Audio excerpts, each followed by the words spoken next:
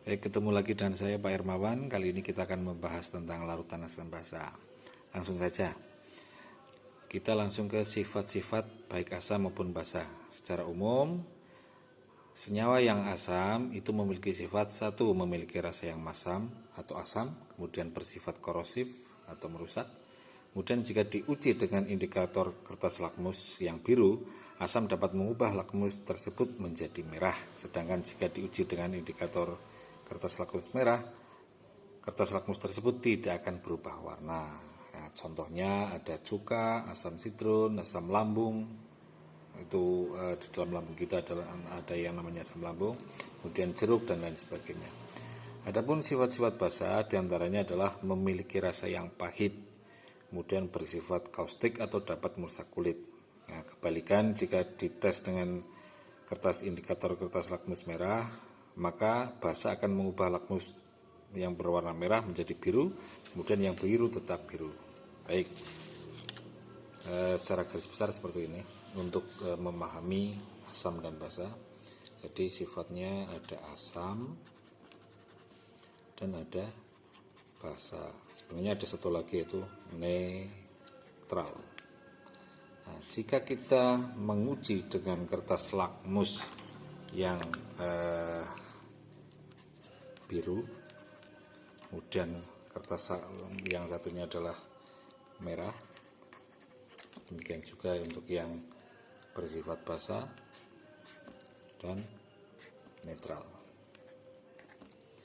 Jika kita tulis dulu yang biru, sini juga biru, kemudian yang sini adalah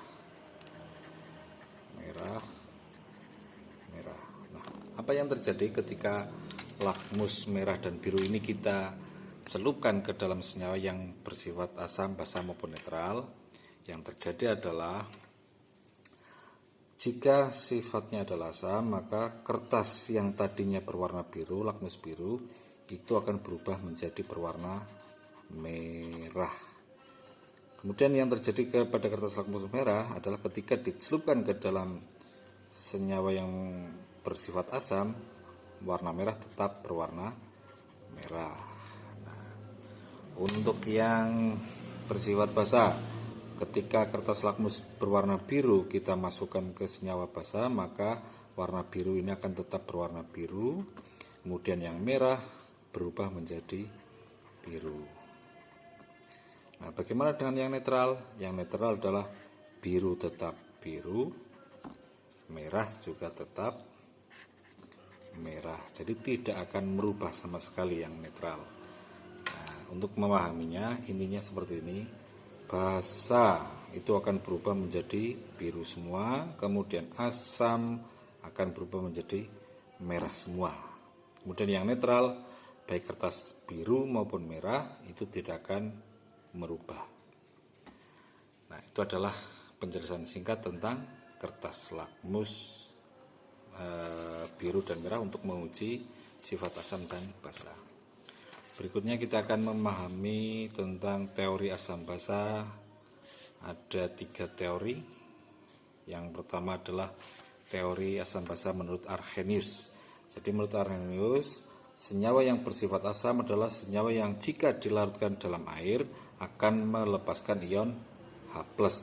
Sementara yang bersifat basa adalah senyawa yang jika dilarutkan dalam air akan melepaskan ion OH-. Untuk rumus ionisasi senyawa asam, contohnya adalah rumus umumnya adalah HX. X ini indeks dari H, asam, indeks H. Kemudian akan menghasilkan ion H+. Nah, perhatikan di sini X-nya akan pindah ke depan, kemudian di sisanya adalah sisa asamnya adalah A pangkat X min. Nah, sebagai contoh untuk pengerjaannya. Contoh di sini yang pertama adalah HCl terion menjadi H+ dan Cl-.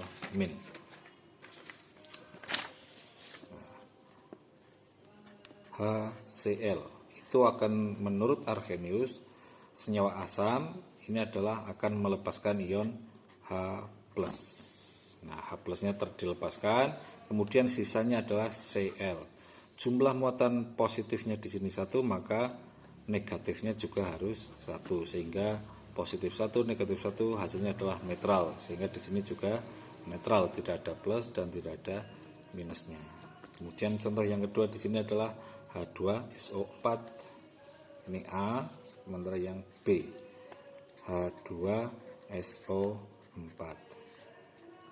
Sekali lagi, menurut Arrhenius senyawa asam adalah melepaskan H+, tapi berdasarkan rumus umumnya HX A, maka X-nya pindah ke depan. Perhatikan angka di belakang H adalah 2, maka di sini langsung 2. Tulis sisanya yang belum tertulis adalah SO4. Nah, jumlah positifnya di sini berapa? 2, yaitu H plusnya ada 2, sehingga negatifnya di sini juga harus 2, sehingga netral. Positifnya 2 dan negatifnya juga ada 2. Itu contoh dari ionisasi senyawa asam.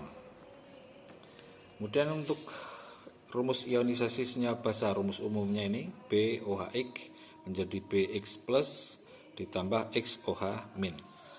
Langsung saja untuk yang contoh basa sekarang. Contoh penyelesaian yang basa di sini contohnya CKOH. Ingat, menurut Arrhenius basa adalah melepaskan ion OH min. Di sini melepaskan ion OH min. Nah, yang belum ditulis siapa? K. OH min di sini ternyata negatifnya 1, sehingga positifnya juga hanya ada 1. Kemudian yang berikutnya D, Mg OH 2 kali. Ingat bahwa basa menurut Arrhenius adalah melepas OH min. Di sini rumus umumnya adalah X indeks OH itu akan berpindah ke depan. Sehingga di sini angkanya 2, maka di sini pindah ke depan angka 2-nya. Kemudian yang belum ditulis siapa? Mg. Ingat di sini OH min itu ada 2 buah OH min, sehingga agar netral maka di sini positifnya harus ada 2, Mg 2 plus ditambah 2 OH min, sehingga positifnya 2 negatifnya 2, maka akan menjadi netral. Di sini tidak ada plus dan tidak ada min di sini. Baik, berikutnya kita akan membahas teori asam basa menurut Bronsted-Lowry. Tokohnya adalah Bronsted dan Lowry. Definisi asam basa menurut Bronsted-Lowry: asam adalah donor atau pemberi, atau secara umum melepaskan proton, protonnya berupa ion H+. Kemudian basa menurut Bronsted-Lowry adalah akseptor atau penerima proton yang sudah dilepaskan oleh asam tadi. Itu di sini menunjukkan bahwa menurut Bronsted-Lowry asam basa hanya serah terima ion H+. Yang memberi itu disebut asam, kemudian yang menerima disebut sebagai basa. Sebagai contoh di sini reaksi antara HCl dan H2O. Contohnya HCl ditambah H2O. Reaksinya adalah, kalian perhatikan di sini hasilnya ternyata adalah H3O plus dan Cl min. H3O plus ditambah Cl min. Perhatikan, kita hanya fokus pada pelepasan dan penangkapan ion H+. Perhatikan sebagai contoh di sini HCl. HCl kemudian kita perhatikan di setelah tanda panah. Di manakah Cl-nya? Ternyata di sini. Nah, di sini yang tadinya Cl berikatan dengan H, di sini Cl sudah bermuatan negatif, yang artinya sudah melepaskan ion H+. Nah, ternyata HCl, Cl-nya melepaskan H+. Yang melepas atau memberikan ion H+ disebut sebagai asam. Kalau begitu, HCl sifatnya adalah asam. Sementara yang bereaksi dengan HCl adalah H2O. Perhatikan di sini H2O. Setelah tanda panah berubah menjadi H3O+. jumlahannya yang tadinya 2 berubah menjadi 3. Berarti dia menerima atau akseptor. Zat yang menerima ion H+ disebut sebagai basa. Jadi di sini sifatnya adalah basa. Nah, cukup mudah bukan? Nah, untuk yang B sekarang.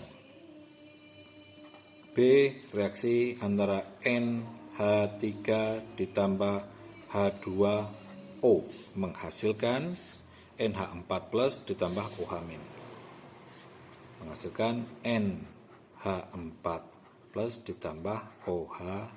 Nah, sekarang sebagai contoh kita patokannya adalah NH3. NH3 kita cari di sana yang rumusnya hampir sama. Oh, ternyata di sini menjadi NH4+. Jumlahnya yang tadinya 3 berubah menjadi 4. Berarti NH3 mendapat suplai atau tambahan H+ sebanyak 1. Berarti yang menerima H+, yang menerima atau akseptor proton ion H+ disebut sebagai basa. Sehingga di sini disebut sebagai NH3 sebagai basa. Kemudian menerimanya dari siapa? Ternyata di sini H2O berubah menjadi OH-. O-nya masih 1, hanya yang tadinya 2 tinggal 1. Berarti ini sifatnya adalah asam. Demikian untuk memahami asam basa menurut Bronsted dan Lowry.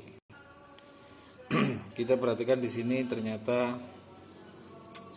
air H2O itu rumus kimia untuk air. Di sini di yang A itu bersifat basa dan di kasus yang B ternyata bersifat asam. Nah, kenapa ini bisa terjadi?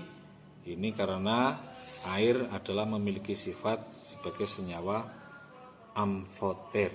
Amfoter yaitu senyawa yang bisa menjadi asam maupun basa. Nah, kemampuan tersebut dapat terjadi karena pada senyawa amfoter terdapat atom hidrogen yang bisa lepas menjadi proton dan memiliki pasangan elektron bebas yang bisa menerima proton. Nah, contoh senyawa amfoter diantaranya adalah air, asam amino, protein, AlOH3 dan beberapa yang lainnya. Berikutnya kita akan mempelajari tentang teori asam basa menurut Lewis, bahwa Lewis mendefinisikan asam adalah akseptor pasangan elektron. Kemudian basa adalah donor pasangan elektron. Ini pengertian ini jauh lebih luas daripada dua definisi sebelumnya. Jadi ini kaitannya dengan orbital elektron yang akan diisi oleh pasangan elektron dari senyawa yang lain. Jadi sebagai contoh, misalkan di sini tentukan senyawa asam dan basa pada reaksi antara NH3 dan proton H+ jika diketahui bahwa nomor atom N adalah 7 dan nomor atom H adalah 1. Jadi N nomor atomnya 7, berarti konfigurasinya K-nya 2, L-nya adalah 5. Kemudian H1, K-nya adalah hanya 1. Sehingga ikatan NH3, ini kalau NH3, maka N-nya ada 1, kita tulis ada 5 elektron valensinya, berarti 1, 2, 3, 4, 5. Yang sudah berpasangan 1, yang belum berpasangan ada 3. Yang belum berpasangan ini akan berikatan dengan atom H, dan di sini H, sehingga ini adalah menjadi NH3, H, ikatan dengan H. Sementara di sini ada elektron bebas. Nah, elektron bebas inilah yang akan dilakukan serah terima. Asam adalah akseptor pasangan elektron atau penerima pasangan elektron, kemudian basa adalah donor atau pemberi pasangan elektron. Jadi sehingga di sini NH3 akan bersifat sebagai basa karena akan memberikan. Nah, berikatan dengan siapa? Berikatan dengan proton H+. Nah, di sini berikatan dengan H+.